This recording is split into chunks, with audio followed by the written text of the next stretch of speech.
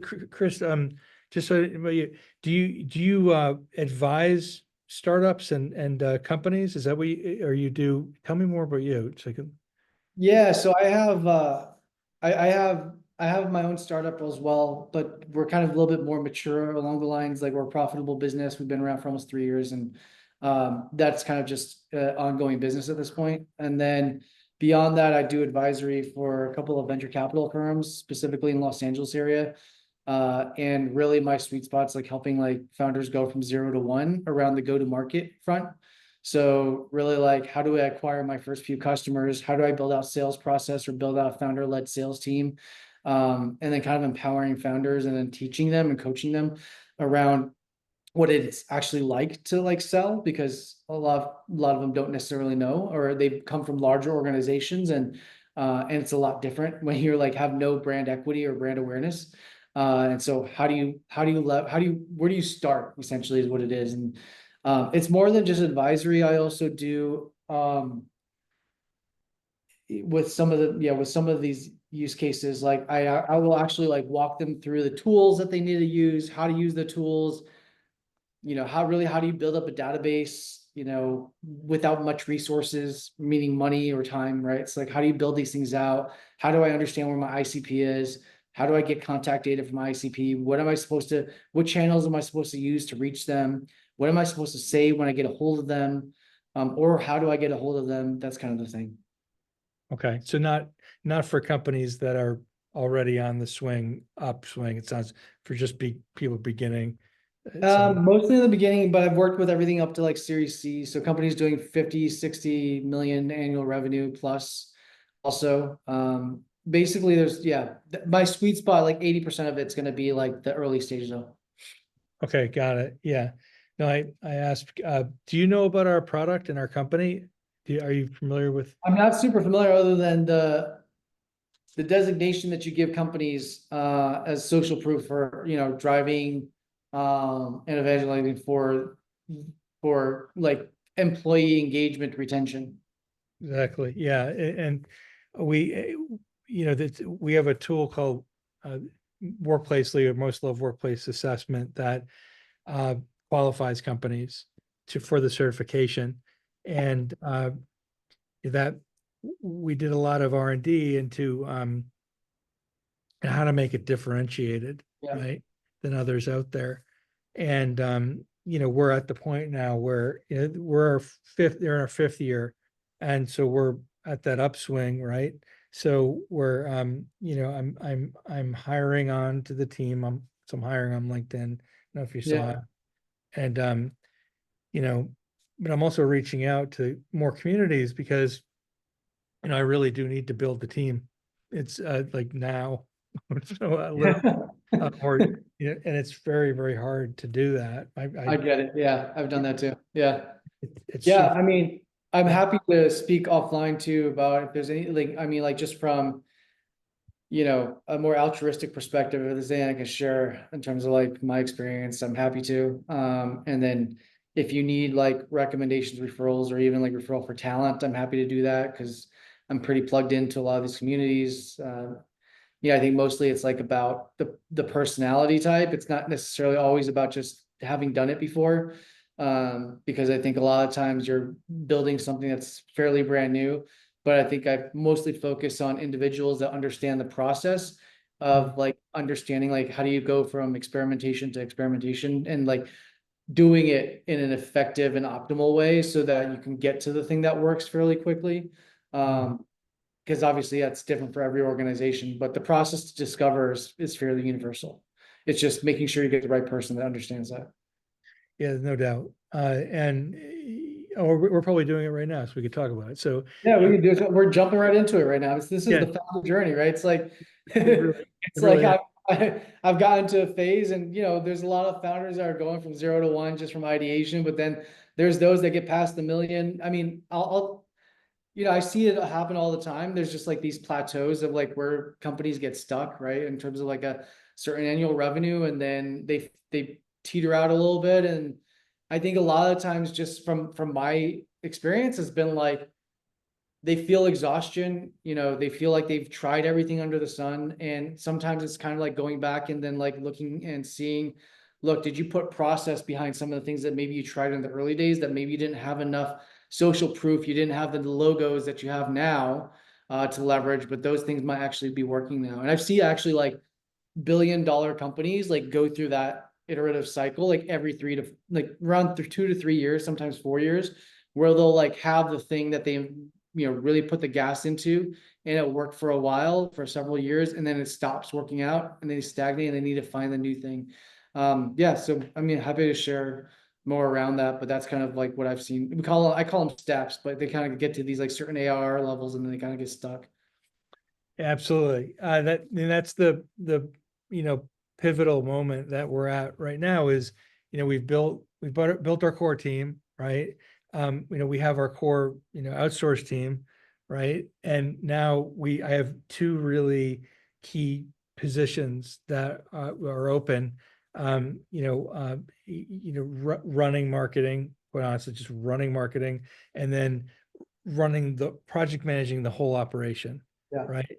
Just like ensuring everything's in lockstep. And we really like this method called the EOS method, the Entrepreneurial Operating System method. It's really a book from a book called Traction that I read, and I yeah, thought it's really great. And like it's very simple. These L10 meetings that we hold, and they like big rocks, and then what your values are and your real values, like how your company yeah, it runs and how it does well, how it doesn't do well, when things are, when the KPIs are out of alignment with the big rocks, and if you're not doing the right things, it's really, really well engineered.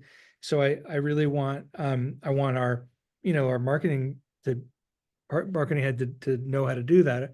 Our yeah, who runs our stand-ups for sales to know how to do that. And for our tech team, we using that. So, I'm tidying the operations now. It's like going back in and ensuring that everything's in order and yeah, doing it in lockstep. And when there's a customer issue, what happens? Exactly what happens, uh, yeah, and then how do we follow up? How do we QA? How do we yeah, that they are happy? It's every single part of the operation I want to make sure is just flawless, as possible yeah. without being, crazy flawless, right? Because it's impossible, but Well, you I'll give you a tidbit. I spoke to us, he's like the head of global sales engineering at a company called Reich, which is a project management solution, super large organization, similar to like a Monday.com or Asana. You might be familiar with those. But he was mentioning to me what's been interesting is like how there's been a shift, at least in like this in the SaaS and software landscape, focusing on customer success managers as becoming more of like the primary revenue drivers for the organizations or with the business, because it's becoming so much more expensive because there's an attention scarcity on the buyer side to acquire new customers. And so the best opportunity is actually from customer success. The caveat to that is like historically there hasn't been like a huge amount of investment into that side of the business. And there hasn't been a fluid lock step together between sales and customer success. And so what ends up happening is that you end up with like salespeople who are trying, because they're compensated off of quotas and off of commissions, that they're doing whatever it takes to close the deal, but there's a lot that's lost in translation then to the CSM, and that takes it over. And then there becomes a lot of like over promise, under deliver ultimately, and that makes it then difficult to turn that into like a primary revenue driver.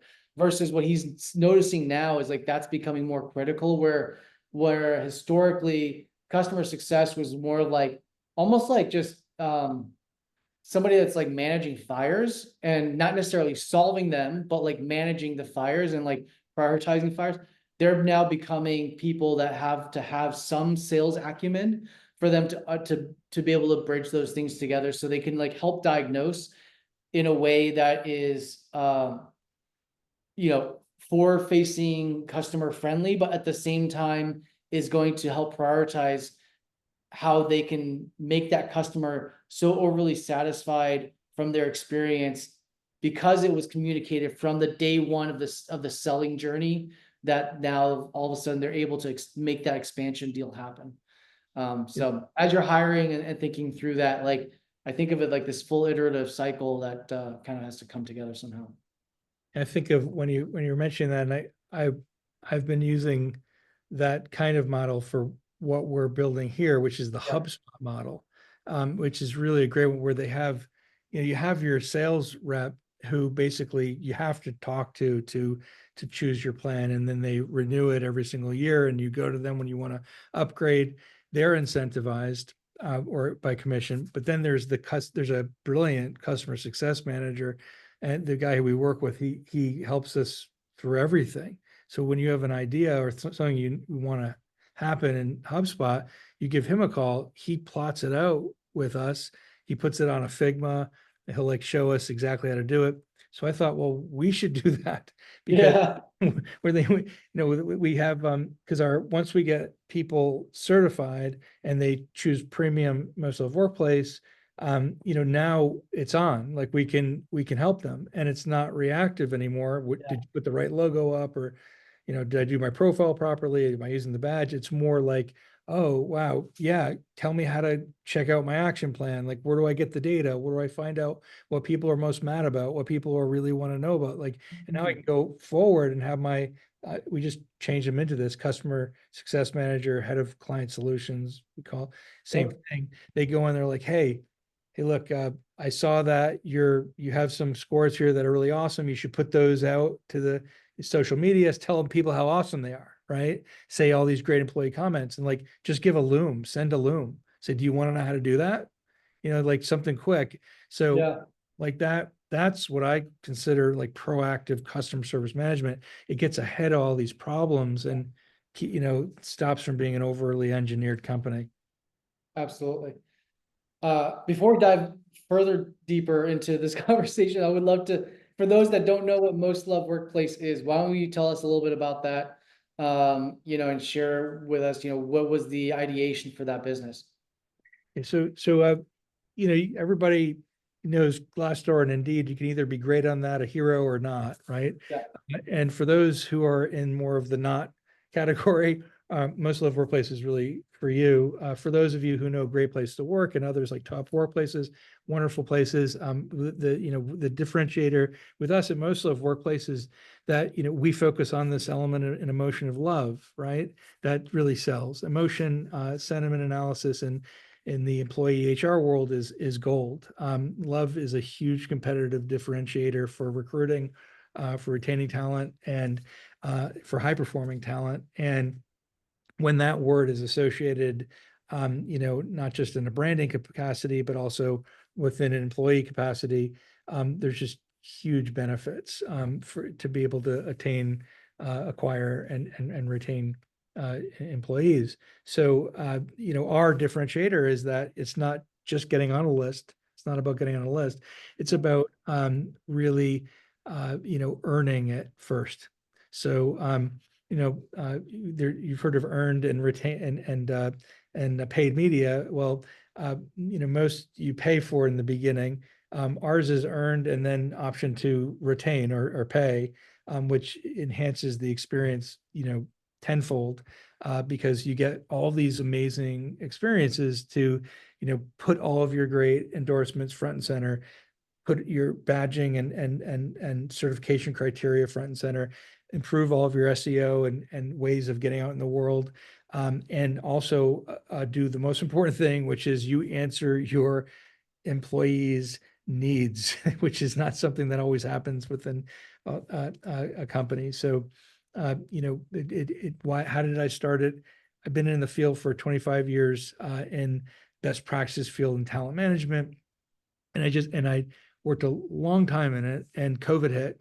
I said something's got to change. So I wrote a book, created some research around it. I knew how hard it was going to be at that time for me to get talent, others to get talent, and for people to really work in a remote setting.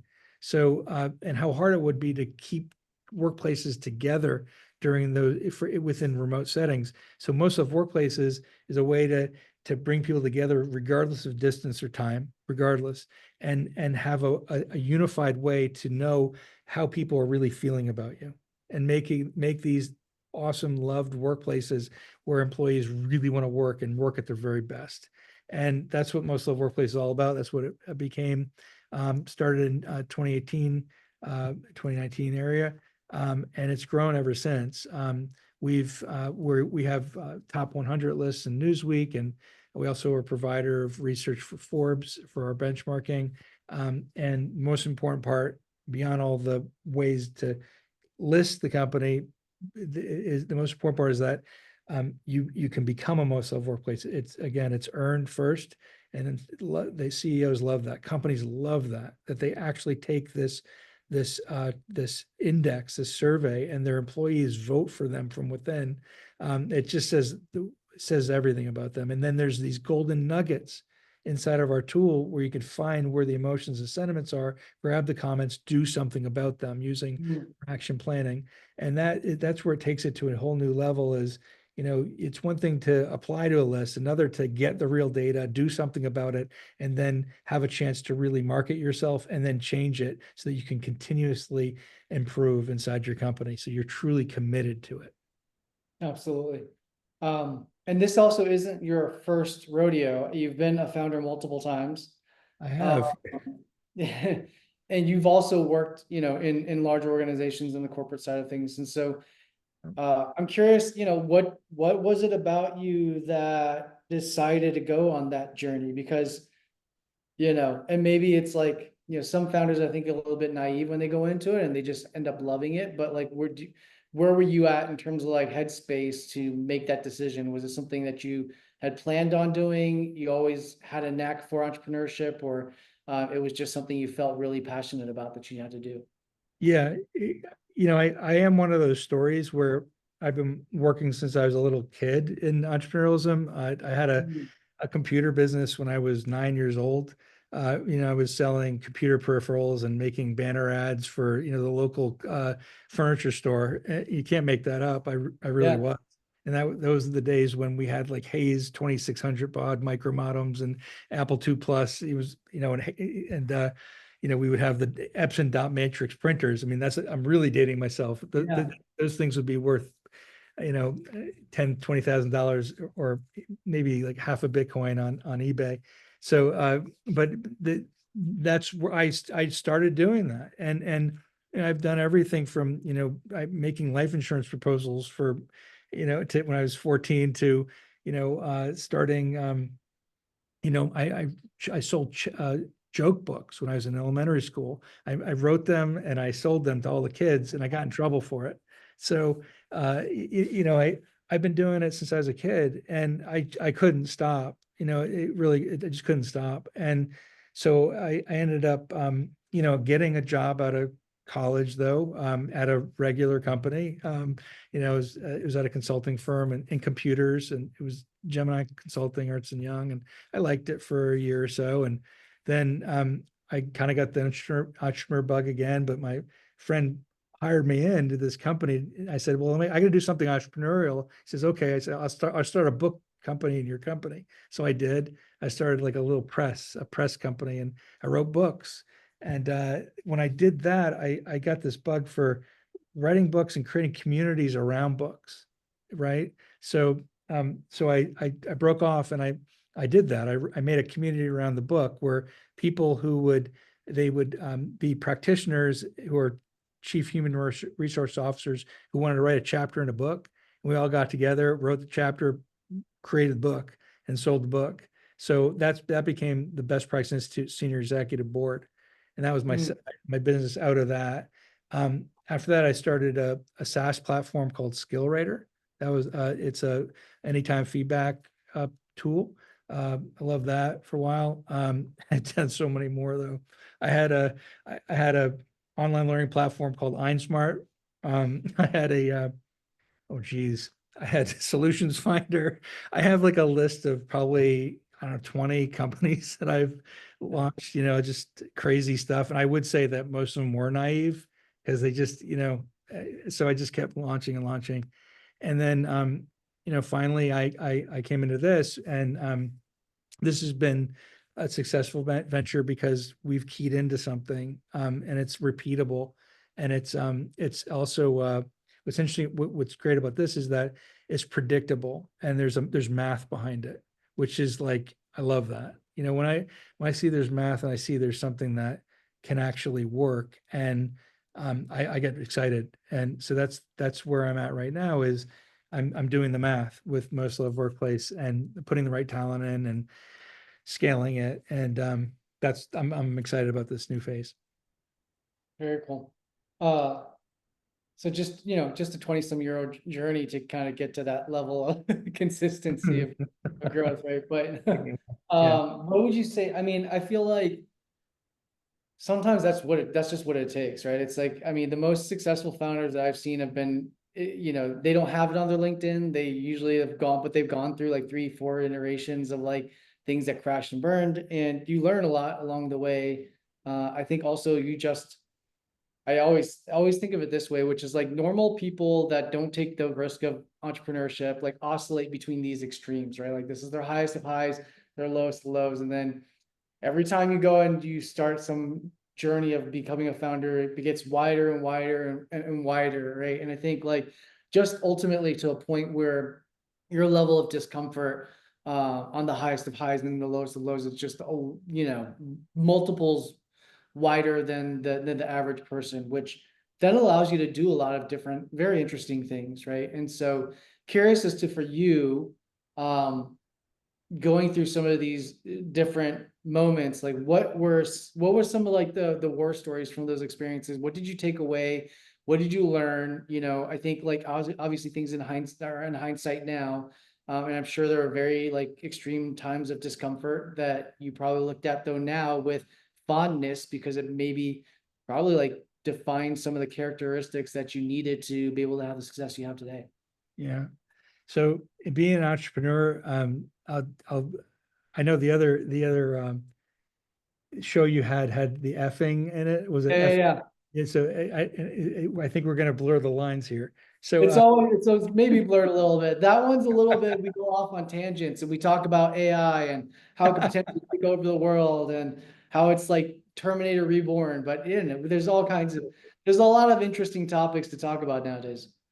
well, to your question is a good one though. For the founder question, which is, it's about like tolerance, right? Yeah, For the ups and downs, and also what did I learn? What I did wrong, right? And all this, yeah, I did a lot wrong. I think you nailed on the head, Chris, when you said it took me this long. Because I'm not a young guy. I'm 52 years old, right? Or maybe that's 52 years young, I should say. yeah, yeah, yeah, for I've, sure. I've got more in me. I got a good, but I've learned a lot in those times. And mostly, I will say that what I learned is really, what I did wrong, right? Yeah. And I do have regrets. I have a lot of regrets. And I think they helped me though to see opportunities better this time around. Mm, There was some serious regret that I had once. This is interesting. I'll tell you the story. So I didn't know who Peter Thiel was. I didn't know who mm, he was. I didn't realize who he was. yeah. And it was 2014, and I was I was selling like Skill Rater. I was wanting to get it out there, so I retained some pretty uh, uh, uh, you know, bright people to help get it out there, right? Get it out to the world. So it turned out he was on the phone and had interest in Skill Rater, and I had no idea who he was. And he did give me an offer to like use Skill Rater, come out to Silicon Valley and be in a incubator, right? And this was about the time when was having my second kid, and I no idea who he was. I was settling in here to Florida, and I said, so I passed on it.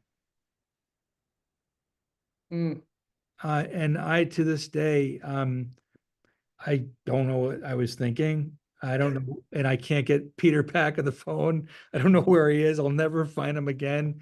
And I hope maybe you're hearing me today. Maybe you won't, Peter, but I thank you so much for just considering me and my work. what a wonderful, beautiful thing it was. And I truly regret it. And those moments in life that little things slip by you, can have these like tinctures in time, and I just really feel bad about that. So I think it's about, no, no, I feel bad, and I will never let that kind of thing slip up through my hands again, ever. And so I think it's about really appreciating those unique golden nugget opportunities that you get with individuals, and not being in a place of, I know it sounds trite, but gratitude. Because like if I was in that place back then and I really truly understood what gratitude really meant, I would, it would have been different. So, and it's hard to find those opportunities. They don't just come by, but somehow I'd been blessed with having that one opportunity. So it's those kinds of experiences, others that came up in those times where I didn't realize I had the opportunity, but it was right before me, right? And same thing with School Radar. And I got an HR Tech Award, and I remember going in and talking to like three Google engineers, and being like, "What are we doing?" Like, but they were these brilliant kids, young people who were at HR Tech and had a new product. All I had to do is say, "Hey guys, why don't we work on this a little bit?" And they would have been cool with it, right? But I didn't see the opportunity. So I think it's about not seeing what's around me, right? Not appreciating or seeing it enough. And now I'm, opening up my eyes more to all those opportunities. Yeah, that's super interesting. What do you think about the 10-year ago version of you that, uh, had those blinders on to those opportunities? And obviously, like, you don't have that now, which, I think maybe that was the reason for going through those experiences. Otherwise, you probably wouldn't have had the wherewithal to continue through it. But, what do you think that's really kind of changed about you? Yeah. For me, you know, everything comes back down to kind of, you can think of like an hourglass, right? Like, Yeah. how much more do I got left? Yeah. And I don't, I can't afford to, I don't think anybody else can afford to really, be in a place of ignoring what's around us, right? At any time. I was in that headspace of ignoring because I thought my hourglass was infinite, right? Yeah. Now I'm aware of it. I turned the corner on 50, and now I'm, I think more to myself, you better get your ass in gear, you know, get shit together, man. This is the back nine.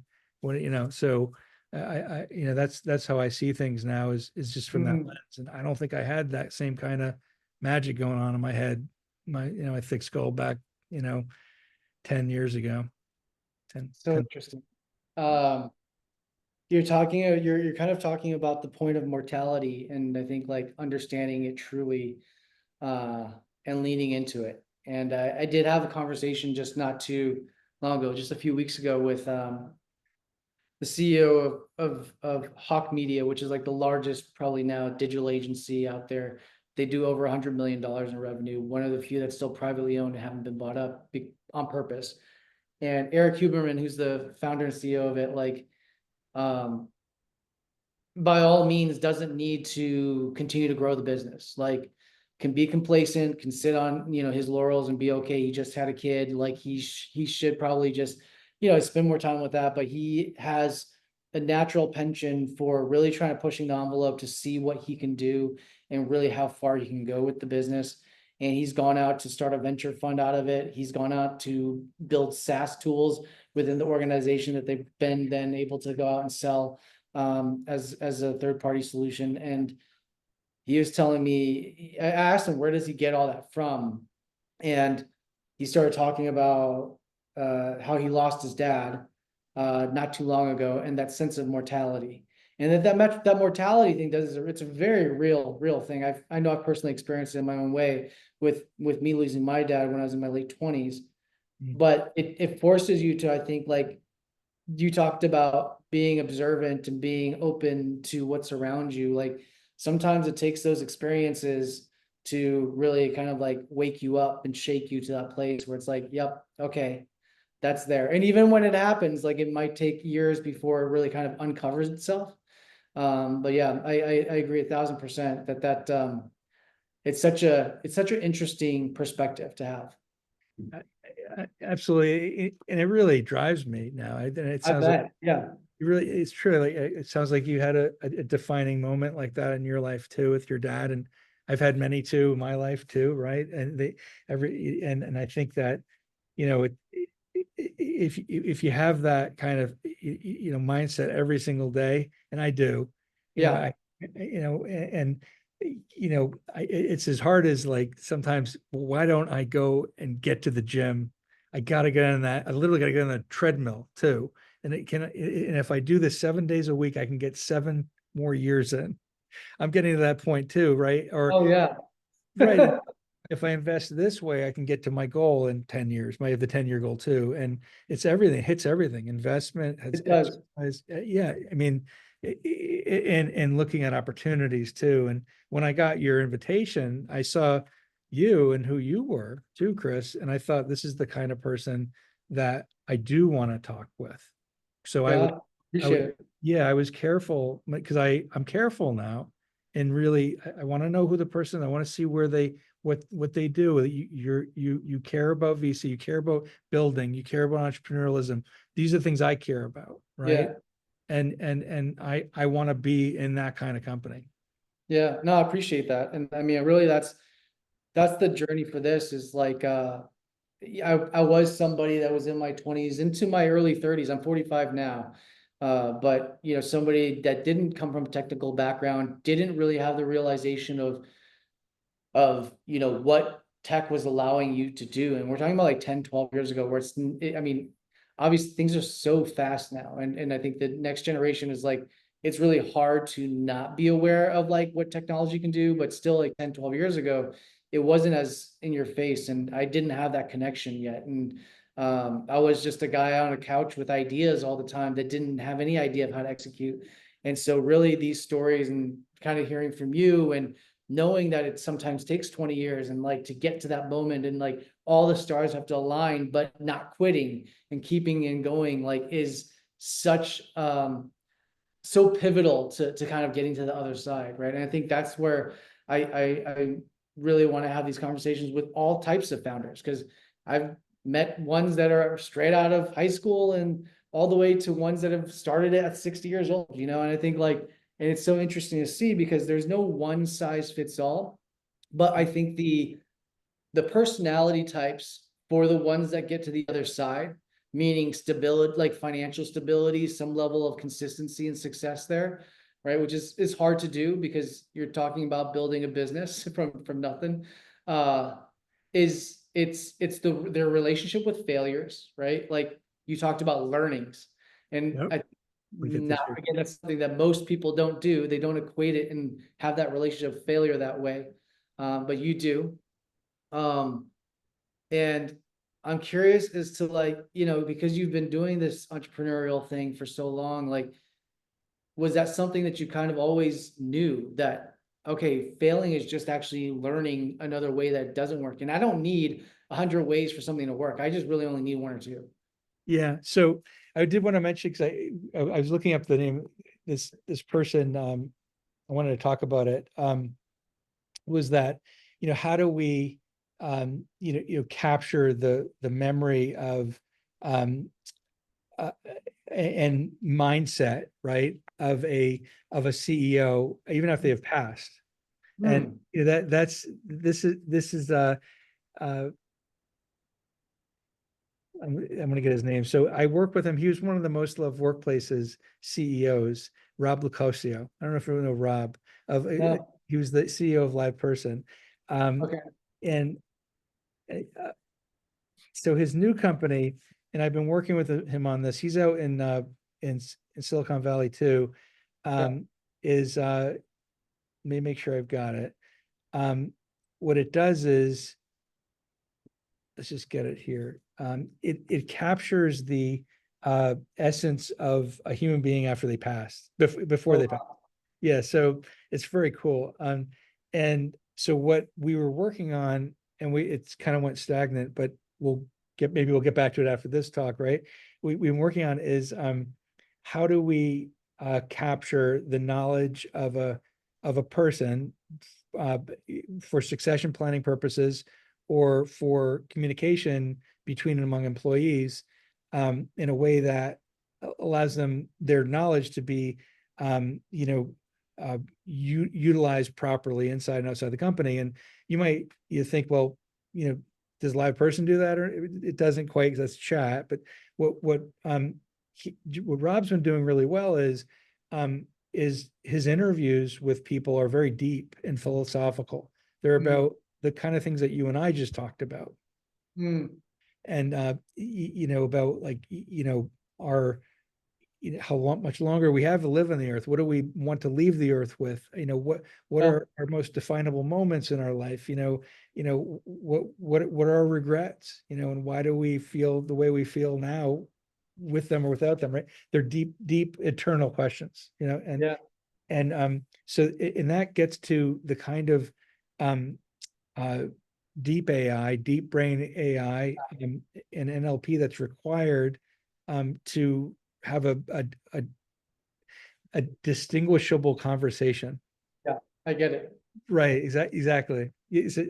It's interesting, isn't it? So the interviewing process, like the one you're doing here, is how do I get to the DNA of that person, Yeah. the true conversational DNA, and so that I feel like even after they're gone, or that is the person I'm speaking with, A, but B, it's not just a hamster wheel of reprogrammed or reproduced statements, just like we do when we look at a Gen AI. It's Yeah. more of a fluid reproduction, more Yeah. DNA reproduction of that individual. Yeah, I get what you're saying. I mean, I've thought about this too, and I thought about this from the sales enablement side of things, because there's so much sales enablement AI, but none of it has tonality. Like I haven't experienced one with like human tonality that represents like how I would ever say things, let alone I think most humans would even say things. And so it's very easy to, I think for now at least, identify when people are generating sales collateral using those tools. Um, but I think that boils down to like, it's almost like you have to have your own personal LLM that goes into the history of your data, like of, you know, and it's not just your emails or and things, your text messages and all that stuff, but it's got to like go in.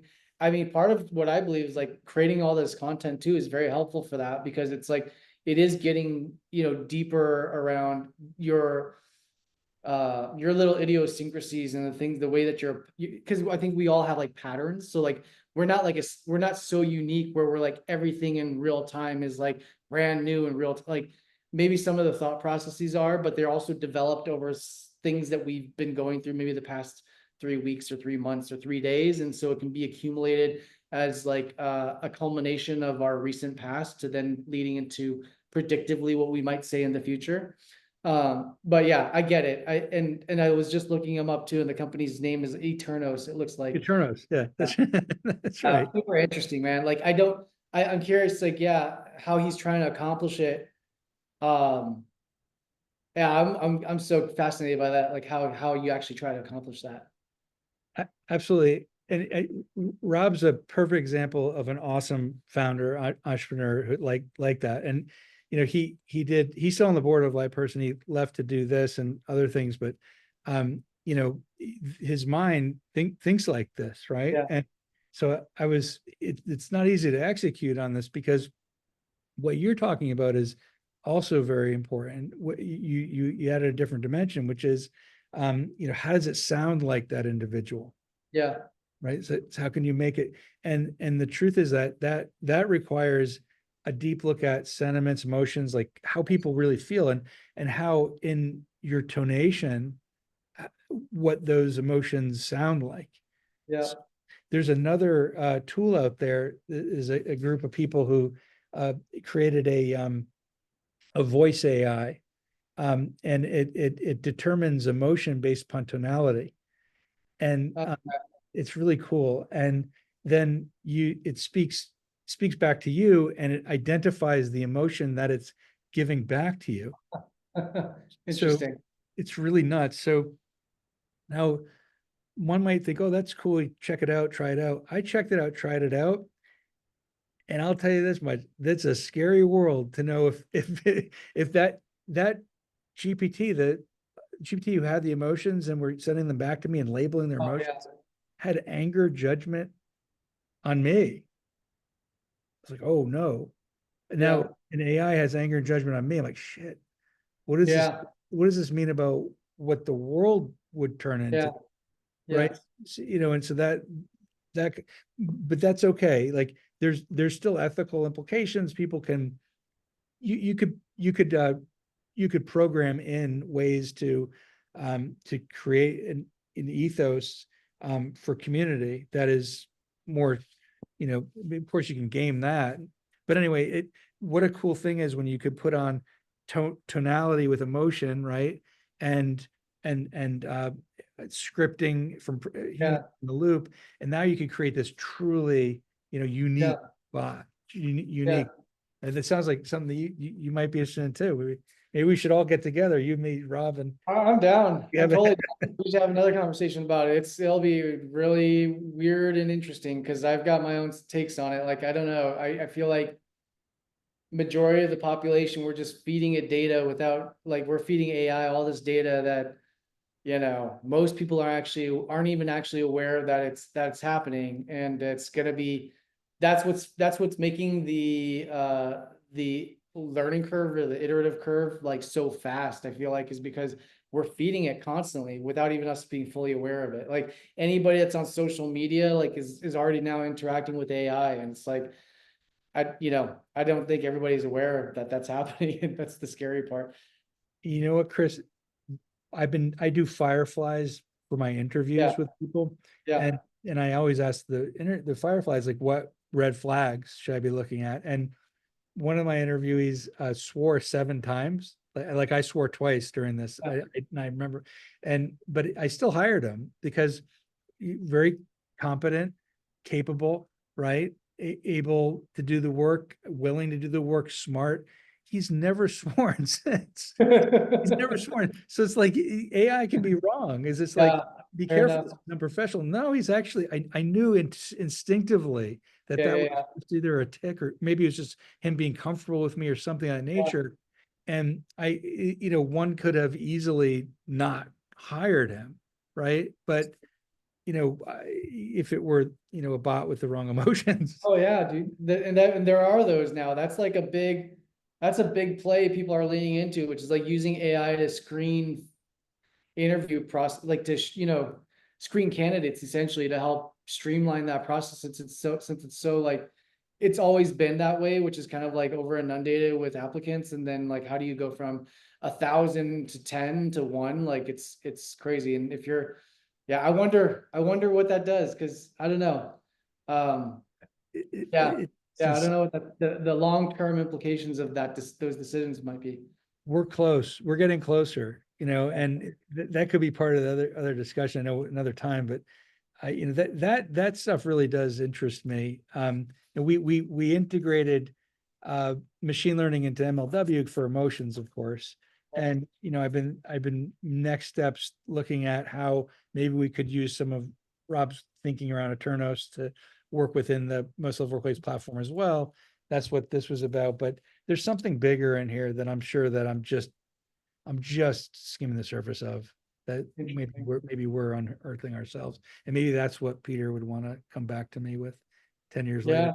Yeah, sure, for sure. Anyway, so but On that note, I know we're way over time, but I wanted to just ask one more last thing. As sure, somebody, yeah. who's been around on your most recent adventure, also the most successful one so far, but like what would you tell other like entrepreneurs that are coming in at this that might be in year 10 or year 15 and they still haven't seen that milestone moment perhaps that people are looking for? What would you share? Yeah. I mean, so, all right. So this is based upon my experience, though. I want them to know that. So this is, it's not necessarily what they're going through, and do your own research on it, because obviously you have your own ICPs and your own customer Yeah. profiles, because for me, it's all about time investment. Like if I were Elon Musk, I could have 4 or 5 different companies and I could do things like him. But, you know, I think it's more about, um, look, if it's not working after fourth or fifth year, you really do have to figure out whether or not you should keep investing into that model. Um, Mm, so, or change the model or find a different yeah, way to get in or find a strategic partnership, because there's chances are that there's something that's missing that you need to fill in. So like in all of you really do need to know when to fold. Because you know, fold and shift, right? So yeah. I don't mean just folding and leaving. So everything I've done, I either shut down, either shut down completely or shut down and pivot. So you have to Mhm, figure out what's like shut down completely, stop, or shut down, pivot. Um, mhm. because 10 years is a long time without traction, unless you're creating like the world's perfect protein, right? With that takes 5 to 10 years to do research. And I have a friend who actually did that. Or right, or if you're creating, the perfect AI, Yeah, deep that's tech stuff. okay. Yeah, Yeah, that's okay. But if it's something that's repeatable or out there already, and you're competing against others and it's not working, yeah, something you're missing. So I think it's important to determine what kind of company you are and what you're doing, and if you should fold completely or fold and pivot. fair enough. I agree, and I think that's good advice to leave on, because I think people need to also be self-aware. Absolutely. Yeah.